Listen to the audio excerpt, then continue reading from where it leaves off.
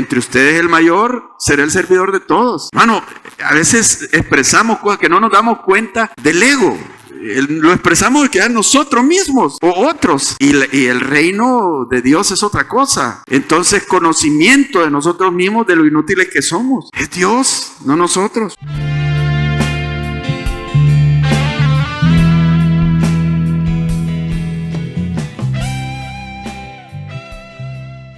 Capítulo 4, primero de Samuel capítulo 4, todo apunta al Mesías, a Cristo.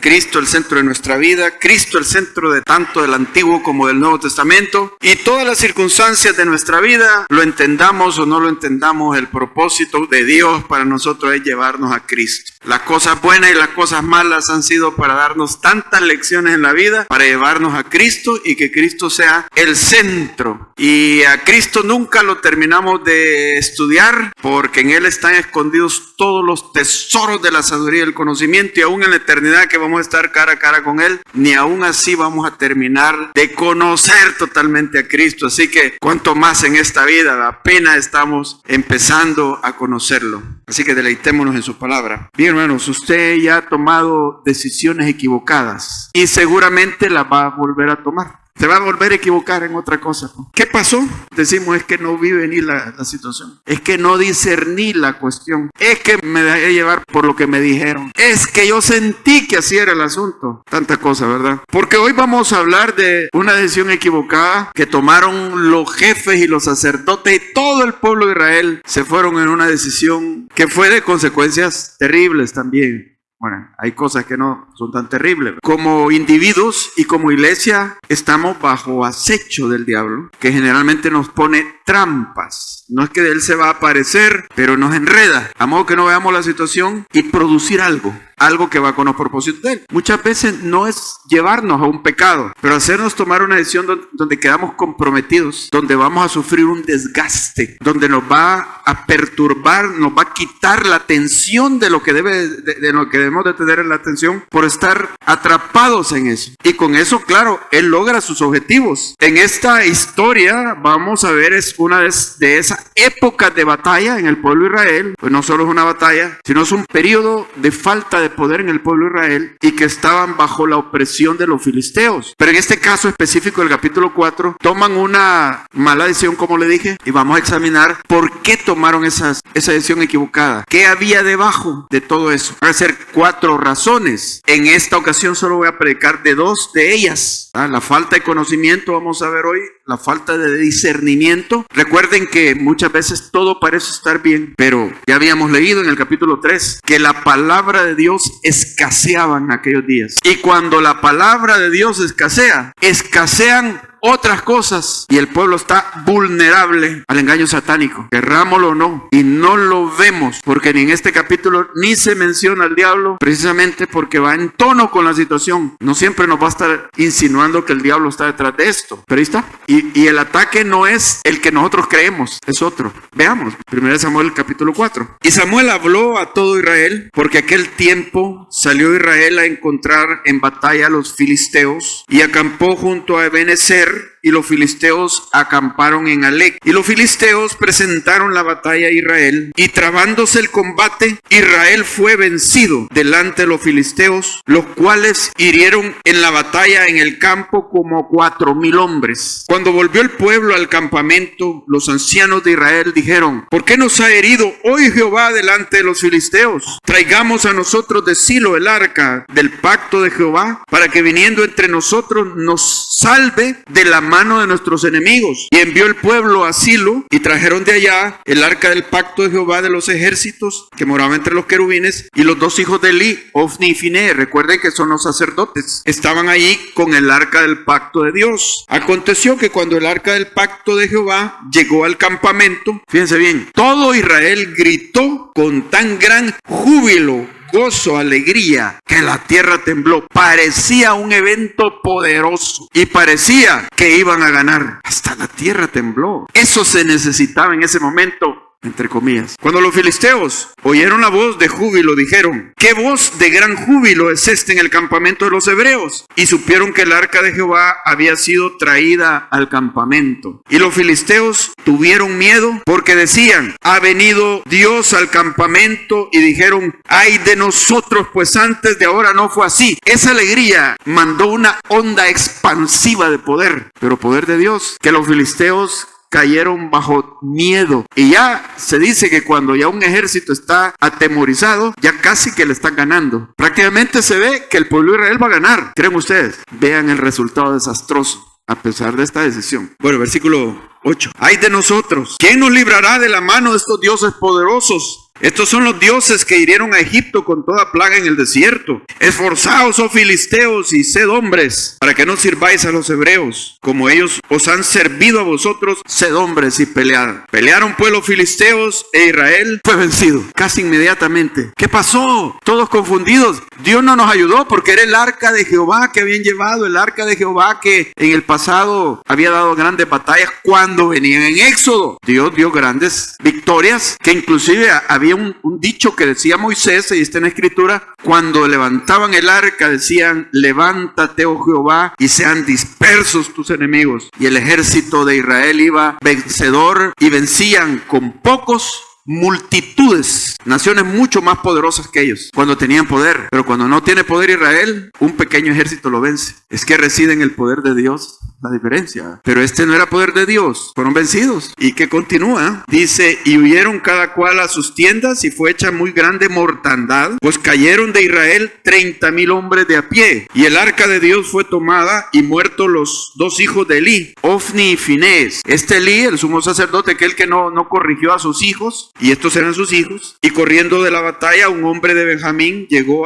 el mismo día a Silo, roto sus vestidos y tierra sobre su cabeza. Y cuando llegó, he aquí que Elí estaba sentado en una silla vigilando junto al camino, porque su corazón estaba temblando por causa del arca de Dios. ¿Cómo se imaginan a ese hombre? Su corazón temblaba. Él había dado permiso para que se llevaran el arca, no se había opuesto, pero él presentía que era una mala decisión. Y si esa arca se perdía, ese objeto pero sagradísimo en Israel, su historia, sobre él iba a caer una difamación, no difamación, sino un oprobio terrible sobre él, como el que permitió. ¿Pero por qué lo permitió? Contradicciones. Su corazón temblaba, pero a causa del arca. Él sabía bien las cosas. Sigue diciendo en ese mismo versículo 13. Estaba temblando por causa del arca de Dios. Llegado pues aquel hombre a la ciudad y dadas las nuevas, toda la ciudad gritó. Cuando Elí oyó el estruendo de la gritería, dijo: ¿qué estruendo de alboroto es este? Y aquel hombre vino a prisa y dio las nuevas a Elí. Era ya Elí de edad de 98 años y sus ojos se habían oscurecido, de modo que no podía ver. Dijo pues aquel hombre a Elí: yo vengo de la batalla, he escapado hoy del combate. Y Elí dijo: ¿qué ha acontecido, hijo mío? Y el mensajero respondió diciendo: Israel huyó delante de los filisteos. No resultó lo del arca, ¿verdad? Huyó delante de los filisteos. O sea, la alegría esa se les fumó. Era una batalla espiritual y no estaban preparados. La alegría en sí no derrota a Satanás. Nuestros júbilos no derrotan a Satanás. Dice: y también fue hecha una mortandad en el pueblo. También tus dos hijos, Ofni y Finés, fueron muertos. Y el arca de Dios ha sido tomada. Y aconteció que cuando él hizo mención del arca de Dios, Elí cayó hacia atrás de la silla al lado de la puerta y se desnucó y murió, porque era hombre viejo y pesado, y había juzgado a Israel 40 años. Y su nuera, la mujer de Finés, que estaba encinta, cercana al alumbramiento, oyendo el rumor que el arca de Dios había sido tomada, y muerto su suegro y su marido, se inclinó y dio a luz, porque le sobrevinieron sus dolores de repente. Y al tiempo que moría, le decían las que estaban junto a ella, tratando de consolarla: no tengas temor, porque has dado a luz un hijo. Mas ella no respondió ni se dio por entendida, y amó al niño Icabod, diciendo: traspasada es la gloria de Israel por haber sido tomada el arca de Dios. y por la muerte de su suegro y de su marido. Dijo pues, traspasada es la gloria de Israel, porque ha sido tomada el arca de Dios. Cuando escasea la palabra de Dios, escasean otras cosas. Las consecuencias son duras a su tiempo. Veamos entonces el porqué de estas batallas perdidas del pueblo de Israel, pero son las batallas perdidas de la iglesia. En el antiguo es el pueblo, en el nuevo es la iglesia. Y las cosas que le sucedieron físicamente al pueblo de Israel, le suceden espiritualmente a la iglesia. Como lo dijo Pablo en Corintios, que las cosas que sucedieron a ellos, para nosotros sean escritos, para que aprendamos de esas lecciones. Entonces, este mensaje es para nosotros. Nuestras batallas personales, decisiones personales y decisiones como iglesia o decisiones como ministerio se van a ser afectadas por estas situaciones. Primero, la falta de conocimiento.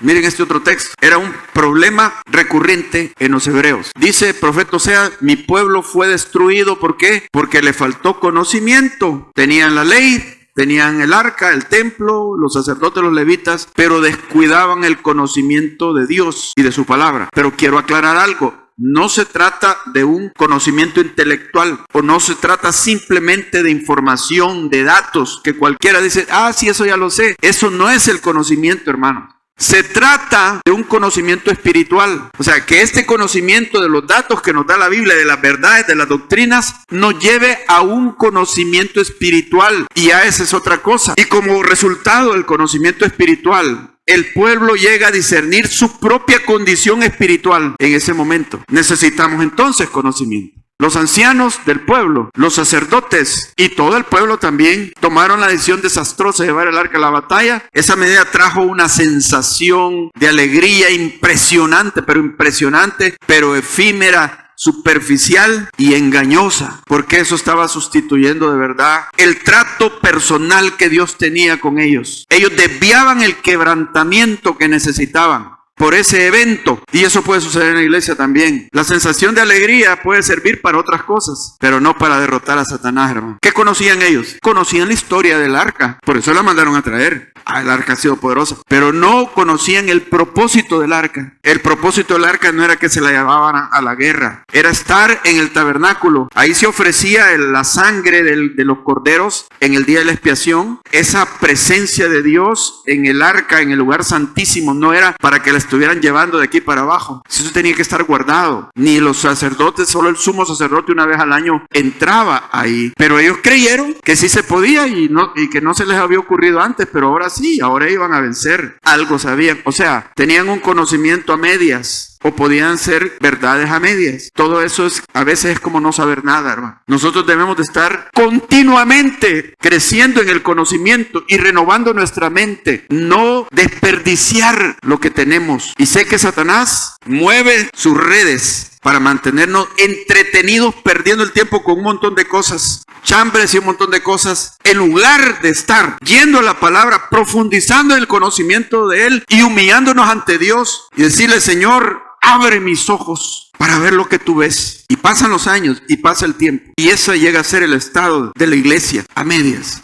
Necesitan verdadero conocimiento, primero de la palabra de Dios, para conocer al autor de la palabra, que ese es el propósito, no teologizar. Muchos tienen teología y hablan de las teologías y lo que dijo tal teólogo y el otro. ¿Qué importa eso, hermano? Si no conocen a Dios, no tienen una relación fresca y viva con Él a diario, personal, solo por su palabra. Lo otro es, claro, llegar a conocer a Dios. ¿Quién es Él? Porque tenemos muchas ideas equivocadas y el diablo se ha encargado de sembrar en el mundo ideas falsas sobre Dios. ¿Cómo es Él? ¿Quién es Él? ¿Cuáles son las prioridades de Él? Sus maneras de obrar. Y específicamente, ¿qué quiere Dios de mi vida? ¿Cómo quiere que sea mi relación con Él? Eso es conocimiento de Dios. Conocimiento de ti mismo, ¿sí? De lo inútil que eres. Porque eres inútil, hermano. Y yo, sin Él dijo, sin mí nada podéis hacer. Y no está bromeando. Y lo está diciendo de forma conservadora. La Biblia es muy conservadora, para decir la cosa. Pónganse a pensar en esto. Ellos no entendían esto,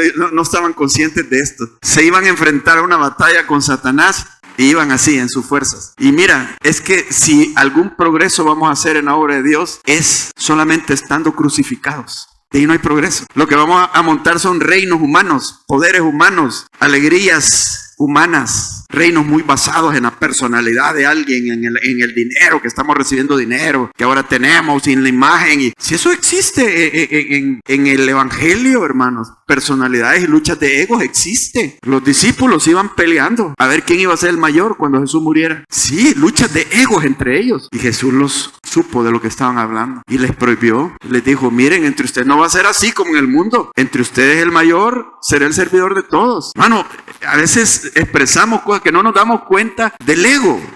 Lo expresamos que a nosotros mismos o otros, y el reino de Dios es otra cosa. Entonces, conocimiento de nosotros mismos, de lo inútiles que somos, es Dios, no nosotros. Conocimiento de la guerra espiritual. El diablo pasa desapercibido y tiene tretas, y Pablo dijo, le dio una instrucción ahí: no dejen que esto suceda, porque si no, Satanás va a ganar terreno sobre nosotros, pues no ignoramos sus maquinaciones. Tenemos que leer la situación, aunque no se mencione el diablo, aunque no se vea el diablo, porque algo quiere lograr y muchas veces no es lo que tú piensas, es otra cosa. ¿Quién lo puede vencer? Solamente el Señor. Someteos a Dios, resistid al diablo y vivirá de vosotros. Pero sometidos a Dios, cuando Él tiene el control de la batalla. Conocimiento también del reino y sus valores. El reino de Dios, hermano, es al revés de todo. En el reino de Dios, los últimos son los primeros. El que se humilla será enaltecido, y el que se enaltece ser humillado. El reino de Dios es, ¿qué concepto es la victoria para el reino de Dios? En el reino de Dios, la verdadera victoria es la victoria en privado, cuando nadie te ve y que nadie te aplaude y no hay cámaras, no hay Facebook ahí, nadie se da cuenta. Pero la tentación es a tomarse fotos y que vean lo que estoy haciendo. No quisiera condenar, pues, verdad, que tal vez alguien lo hace y con buena intención, pero qué fácil podría ser caer la tentación de estar en el escenario, precisamente cuando Jesús dijo: cuando tú des limosna, no toques trompeta delante de ti, ni tu mano derecha sabe lo que hace tu izquierda, para que no te creas la gran cosa por lo que estás haciendo. Pues no seas como los hipócritas que aman orar delante de los hombres, porque esa va a ser toda tu recompensa. Ese reconocimiento, y te satisfizo ese reconocimiento. Eso va a ser todo lo que vas a tener. Pero cuando ores, entra a tu Padre en lo secreto y cerrada la puerta, para que nadie te esté viendo que estás orando. Ora a tu Padre que esté en lo secreto y Él te recompensará en público. Esa es la verdadera victoria en el reino de Dios. Esa victoria no la tenían ellos. Por eso tampoco pudieron vencer en el campo de batalla. Simplemente lo que sucedió en el campo de batalla era resultado, reflejo de la condición en sus vidas ocultas, en lo secreto de ellos. El grado de quebrantamiento que debe haber en nuestras vidas al ministrar. Y aquellos que les dan cargo de liderazgo, tengan cuidado, porque puede pensar: ¿por qué me eligieron? Porque yo tengo carisma, yo hablo bonito. Cuidado, hermano.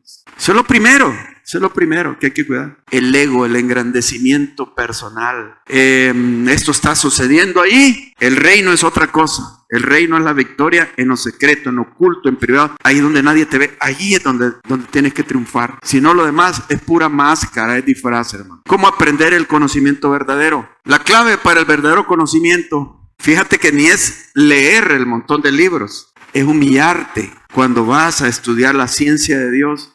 La Biblia le llama inclinar tu corazón, o sea que lo humillas en reverencia a Dios y a lo que vas a recibir de Él. Pero no solo eso, sino que vas con la intención de poner en práctica eso que Él te va a decir, porque si no es así, te vas a engañar a ti mismo. Y lo único que vas a obtener son conceptos intelectuales, información de memoria, pero vas a seguir seco espiritualmente, orgulloso y autoengañado. ¿Qué dice Santiago? Si alguno es oidor, pero no hacedor, el tal se engaña a sí mismo.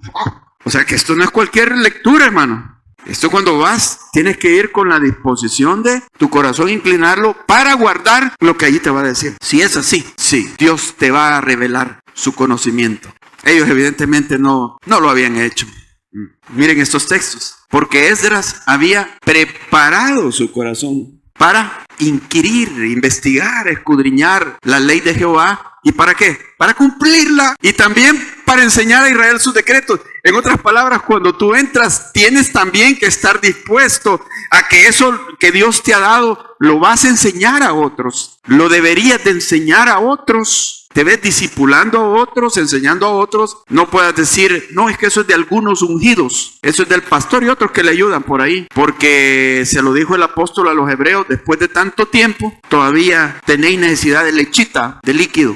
y no de alimento sólido, por cuanto os habéis hecho tardos para oír, debiendo ser ya maestros. Hermanos, cuando de verdad estás adquiriendo el verdadero conocimiento espiritual, te van a hacer una carga. Vas a tener una carga irresistible de dar eso a otros. Si no la tienes, a mí se me hace que tampoco estás adquiriendo ese conocimiento en esa actitud. Lo que dijo Jeremías. Jeremías dijo al Señor: Señor, me has dado una tarea dura porque cuando yo hablo me quieren pegar. Se burlan de mí porque tengo que hablar de un montón de profecías, de maldiciones y cosas que vienen al pueblo y a ellos no les gusta. ¿Qué hago, Señor? Mejor me voy. Y se fue. Desertó de la fila de la prédica. Y dice que traté de aguantar eso, pero había un fuego en mí y me venciste, Señor. No pude resistir. O sea, ese fuego, tengo que hablar estas cosas, tengo que enseñarlas. No puedo vivir sin hacerlo. Lo que Dios me está dando, qué lindo es, tengo que ir a comunicarlo. Eso va a surgir, se va a hacer para enseñarlo a Israel. Quitad ahora a los dioses ajenos que están entre vosotros e inclinad vuestro corazón a Jehová Dios de Israel. Inclinad el corazón a Él. Es humillarse ante Él. La segunda cosa, falta de conocimiento, y segunda cosa es falta de discernimiento, que esto ya es el conocimiento espiritual aplicado, el discernimiento espiritual. Bueno, los ancianos de Israel dijeron, miren lo que dijeron: ¿por qué nos ha herido hoy Jehová delante de los filisteos? Esta es primera frase. ¿Quién los ha herido? Jehová nos ha herido. El pueblo de Israel se pone dramático, emocional, y no puede razonar. Pero no es la única vez, otras veces lo hicieron también. Cuando estaban a punto de entrar a la tierra prometida, en Cades, y los 10 espías llevan un reporte negativo diciendo: allá esa tierra es una tierra que traga a sus moradores, que los traga. Qué exagerado, que se traga a los moradores. ¿A dónde? ¿Cuándo? ¿Y cómo? Y ahí vimos unos hombres grandes, gigantes, y nosotros éramos como langostas a la par de ellos. No, puede ser así, langostas. Y habían ciudades amuralladas hasta el cielo. Pues ya no hay más que exagerar, ¿verdad? Hasta el cielo.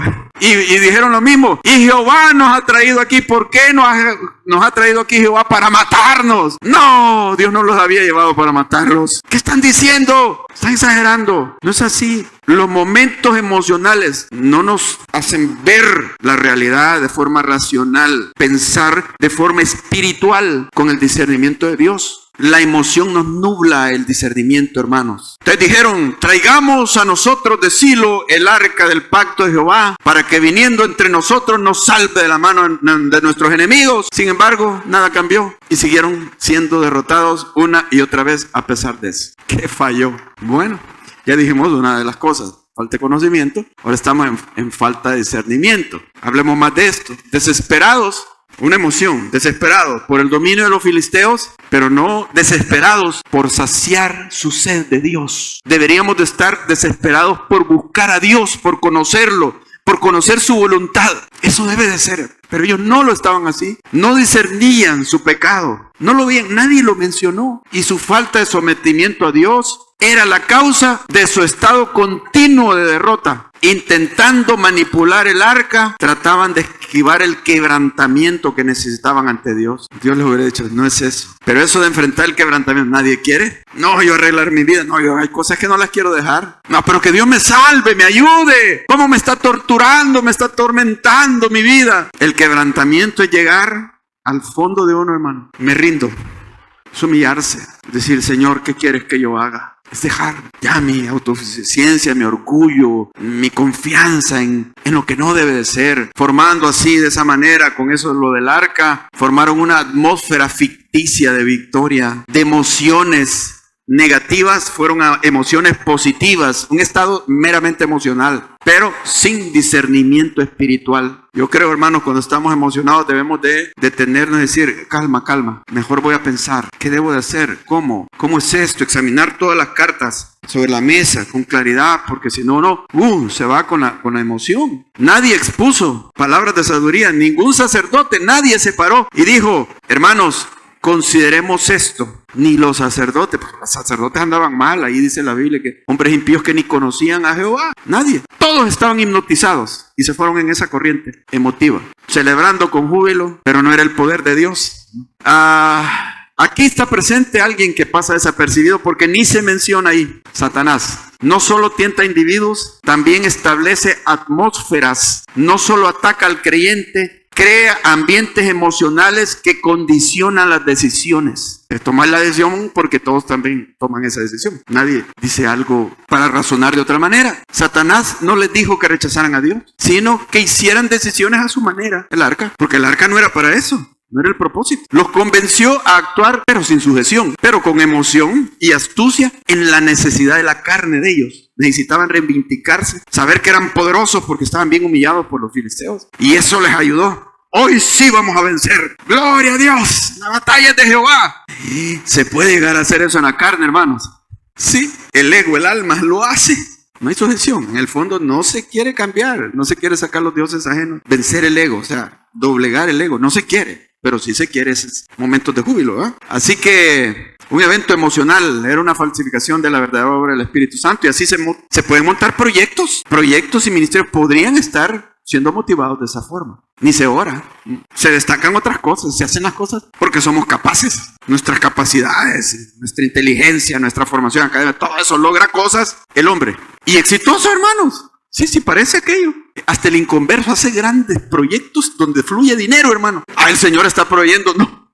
¿Quién dice? Pusieron fe en el arca y tuvieron resultados inmediatos, ¿verdad? Decimos, a la larga la situación no cambió, pero a veces ponemos fe en la tecnología, por ejemplo. Fe en eventos. Este evento nos va. Fe en el poder de la imagen. Proyectamos esta imagen y la gente nos va a seguir. Si eso quieres proyectar, es cosa tuya. Yo preferiría que la gente venga a Dios y no a mí. Charles Spurgeon encontró un hombre bolo en un pueblo y el bolo se acercó y le dijo: pastor, usted estuvo hace tantos años predicando aquí y yo soy uno de sus convertidos, le dijo. Sí, te creo, le dijo, porque si fueras de Cristo no andarías así. ¿Quiere que lo sigan a usted? ¿De qué va a servir? Ya se van a espantar cuando usted ya no esté. Eso se va a derribar, es un ministerio que va a venir abajo, porque usted lo hizo. Que Dios nos perdone y nos ayude a discernir, que no esté edificada en nuestra personalidad, ni en las cosas que hacemos de imagen, sino en Él, hermano. Que sean verdaderos convertidos y un verdadero crecimiento espiritual en el alma, en lo profundo de la gente, y no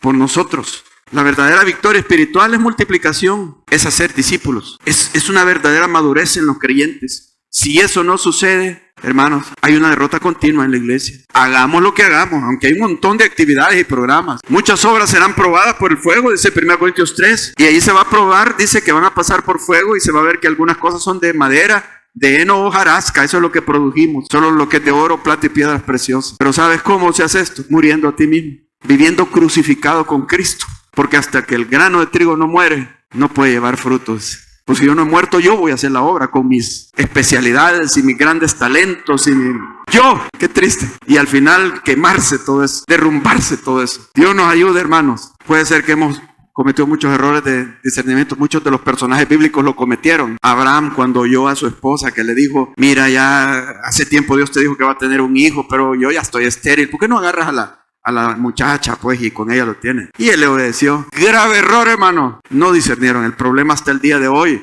Samuel se equivocó cuando iba a ungir al rey de Israel. Y entonces llega y ve al hermano David, un gran hombronazo bien parecido. Y dice Samuel, impresionado: he ahí, ese es el ungido de Jehová. Y Dios le dice: no, Samuel, no mires a lo grande de su estatura y a su físico, porque Jehová no mira lo que mira el hombre. El hombre mira lo que está delante de sus ojos, pero Jehová mira el corazón. Samuel cometió este error. ¿Cuántas veces los hemos cometido? Y quizás los vamos a seguir cometiendo, pero es de ir aprendiendo. El profeta Natán, David le dice: voy a construir el templo. Y Natán le dice: rey, haz lo que esté en tu corazón. Y Dios lo corrigió después y le dijo: no.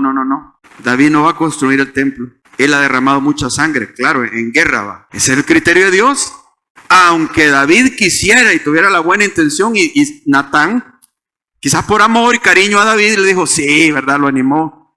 Pero Dios dijo: no. Pablo llega a Jerusalén y le dicen los hermanos: mira, ahí los judíos andan diciendo por todo el mundo que tú enseñas a quebrantar la ley de Moisés. Para que ya no piensen así, ¿por qué no haces el voto en tal fiesta con nosotros?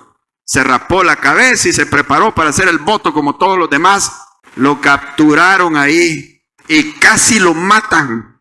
Claro, Dios usó todo eso, pero fue un error de discernimiento y consejo de hombres sabios. bien intencionados. Tenemos que pedir consejo de Dios. ¿Qué dice Dios? Dios fue el que le dijo eso. Se dejó llevar con buenas intenciones. Y así muchos ejemplos más en la Biblia. Sería largo de seguir hablando. ¿Cómo aprender discernimiento, hermanos? Por la palabra de Dios. Y específicamente porque la palabra parte. Mire lo que dice este texto. Porque la palabra de Dios es viva y eficaz, más cortante que toda espada de dos filos, penetra hasta partir el alma y el espíritu, las coyunturas y los tuétanos, y discierne los pensamientos y las intenciones del corazón. ¿Cómo está esto? La palabra penetra y parte el alma y el espíritu. ¿Sabe por qué? Tenemos que hacer nosotros una distinción. Unas cosas son meramente de nuestra alma, pero no son del espíritu. Es nuestra emoción anímica, almática. No la confundamos, porque a veces el alma imita al espíritu. Una oración en el alma no necesariamente es una oración en el espíritu. Parte. Después sigue parte las coyunturas de los tuétanos. Y a mí me extrañó y dije, ¿por qué dice esto aquí? Porque eso es físico. Está hablando de coyuntura, los gonces y los tuétanos. El tuétano es lo que está en medio de los huesos. Hay una sustancia en medio de los huesos, la médula. Nosotros tenemos ese dicho, ¿va? Ir a la médula del asunto. Cabal, Dios va a la médula del asunto, pues, a lo más profundo, a lo que nadie ve. Pero ¿qué tiene que ver con la palabra? Miren, yo me puse a buscar, tal vez se refiere a alguno de los sacrificios del Antiguo Testamento, algún holocausto, algún tipo de sacrificio, y no veo yo que se agarraran los huesos y se partieran. Sí, se quemaba el animal y la sangre se derramaba, pero no los quebraban para hacer todo eso. ¿A qué se está refiriendo? La enseñanza es que hay que ir al tuétano. Dios va a la médula de las cosas. Dios ve lo que nosotros no vemos. Por eso hay que ser prudentes. La sabiduría es eso. Prudencia, inteligencia, razonar como Dios quiere que razonemos, ver todas las cosas y ver las intenciones. Y es lo que viene acá. Y discierne los pensamientos y las intenciones. O sea que partir, la espada parte, significa discernir. Entonces, ¿por qué las pensamientos e intenciones? Porque uno piensa y de pensar habla, pero las intenciones son otras. No nos engañemos a nosotros mismos, pues. Esto es lo que pensamos. Pero la intención, ¿cuál es? Ay, hermanos, ante Dios estamos destapados totalmente. Y no podemos huir y hacernos los disimulados, porque Él sabe las intenciones más íntimas, dice, antes que las pensemos, antes que se lo digamos, he aquí, Él lo sabe. Y no lo vamos a manipular a Dios ahí trayendo el arca y evadiendo que Él está viendo mis intenciones. Debemos de arrepentirnos de fondo. Por eso el capítulo 7 viene más después. Bueno, esto es lo que le decía, el alma, el espíritu lo hacemos a un lado y nuestra alma hace las funciones del espíritu. Pero el alma es yo, es mi yo. Son mis emociones, mi mente y mi voluntad. No hemos aprendido a caminar en el espíritu. Confundimos. Pero el alma tiene el control, no el espíritu. Y el alma es muy influenciada por el cuerpo. Aquí mora el pecado, el viejo hombre. La carne está aquí en el cuerpo y la carne hace obras religiosas también. Sí, la carne hace ministerios, hermano. Filipenses 3, lean ahí. ¿Cómo aprender a discernir? Por medio de la madurez, hermano. La maduración en todos los sentidos. Pero aquí estamos de la maduración espiritual. Porque uno puede ser hasta maduro espiritualmente, pero no emocionalmente. La gente madura en la vida, que ha vivido, puede dar consejos. Madurez en la vida, pero hablemos de madurez espiritual que abarca o debe de abarcar todo. Dice, todo aquel que participa de la leche es inexperto en la palabra de justicia, porque es niño espiritualmente, aunque sea adulto biológicamente. Pero el alimento sólido es para los que han alcanzado madurez. ¿Quiénes son? Para los que por el uso tienen los sentidos ejercitados. Por el uso los tienen ejercitados. ¿En qué? En el discernimiento del bien y del mal. Pero discernimiento del bien y del mal. Hasta un inconverso sabe qué es el bien y qué es el mal. Aparentemente. Pero no es así. El bien y el mal no es aquello que nos imaginamos nosotros, hermano. La lucha entre el bien y el mal, hasta en Hollywood te presenta muchas películas. No, es entre la verdad y la mentira. En esta tendencia, el hombre puede hacer que cosas sean buenas, pero difamarlas como malas y torcer el concepto. Y hay cosas que pueden ser malas y las pinta y las argumenta como buenas. discernimiento entre el bien y el mal, no tiene. Conocimiento sí. ¿Cuál fue la tentación de Satanás? Conoceréis el bien y el mal. Sí, el ser humano conoce el bien y el mal, pero no es conocimiento, sino es discernimiento entre el bien y el mal. Esto es por medio de la madurez. Cuando vas en una relación con Dios donde no solo conoces, sino que practicas aquello, tu entendimiento tiene un cambio, una transformación, y eso te va a llevar a un discernimiento del bien y del mal. Serás poco engañado, aunque puede suceder, ¿verdad? Pero vas a tener la prudencia y el discernimiento en las cosas que hagas, y esto va a ser mejor. Cosa que no tuvieron los israelitas. Nadie discernía lo que estaba pasando y tuvieron un rotundo fracaso. La falta de poder continuó en aquel pueblo durante 20 años más. Dios nos ayude y nos ayude a poder conocerlo mejor. Vamos a orar.